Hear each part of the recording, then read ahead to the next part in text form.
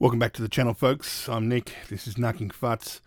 We're looking at box trailer rebuild part 2, and I kicked off this morning lining up where I'm going to need to change the suspension points, sliding them back. Basically, ended up pulling the entire suspension apart, right down to the nuts and U-bolts, everything off, so I could give it a wire brush. And I'm working out where I would need to mark and drill the notch point so that the suspension would fit in. Basically working out where the halfway mark is and then measuring back from that to the same width of the trailer itself.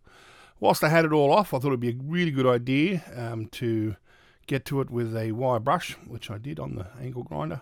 Put it up on a pretty good clean.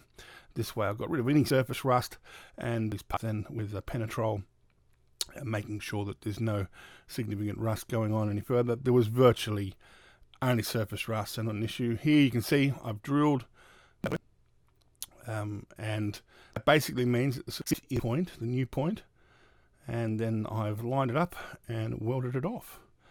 In order to get it straight, what I did is to get the angle right. I would make sure I was close enough to the front so it's not going to crap. So I measured from a center point versus measuring from the front of the trailer. You don't have the front of the trailer square.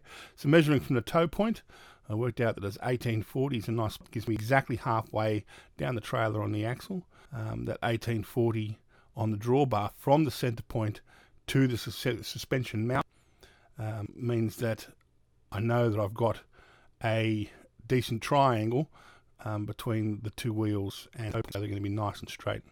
So welded all that off and then added the back bracket and the bolt there so that the suspension can slide. Being leaf spring, it'll be able to slide in and out of that quite nicely. Now what I'm going to do is just finish off a couple of the welds around the outside here before I flip the whole thing over and continue welding underneath. Welding from the top down, adding the plate and all that sort of stuff. At the same time, I bought these sheets. They are they're really cheap, about $100, maybe $130 I think for the lot. 3 sheets there. One I'll end up using to make the new hubs as well, which we'll cover off a little bit later in the video. So and all the welds around, give them a good clean. Well, I will give them a clean.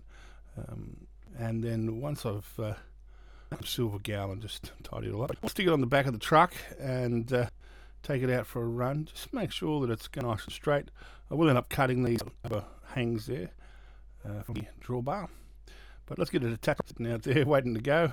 I'll run it around, see how it goes. It goes nice and straight. Went for a run, and it ran really well. I was the way it ran behind the truck. I've silver gouged everything just to make sure, because I'm not going to be able to get to that once I start putting plate on. So it's really important that you get all of those things coated. I don't think that always happens when people build trailers, because that's where all your rust ends up. So I made sure I really got in there and gave it a good coat. Then I started tacking the sheets on. So it slipped straight in. There was no issues with it whatsoever. It was the perfect size. I couldn't get over the luck so far. And then finding these tin sheets and fit perfectly. So I've put that over. I've done the also around there as well. And then I've run the cable for the lights as well, just to make sure that I've got it all sorted whilst it's upside. Then I've coated the bottom side of the drawbar and started cutting off those overhangs. The point of doing this whilst it's upside down, it means I can get a good coat into absolutely cranny underneath where it's where rust would normally start. This is that rust from really beginning going forward. Now here's a quick note. I had a bad angle grinding accident some years ago, and it really impacted my capacity to walk even. So make sure you wear your safety gear, and here's just another example of that. I'm wearing shorts and a wire brush. This is just 2 of them. I pulled out multiple. Always wear your safety gloves. Always. So I needed to do some new hubs. I don't have a steel bender or a plate bender, so I've just done this panel beating. Banged it down on the bench, measured it out well, and held it in place with those. And then cut out the corners where the bends need to be, and it bent really easily once I'd cut those edges out. So those corner bits out, it just naturally bent in those spots. So it was really easy to do that. 2 mil thick steel, though, it's very hard to bend those edges, but That's just how it goes. I'm going to do a seam weld down the centre,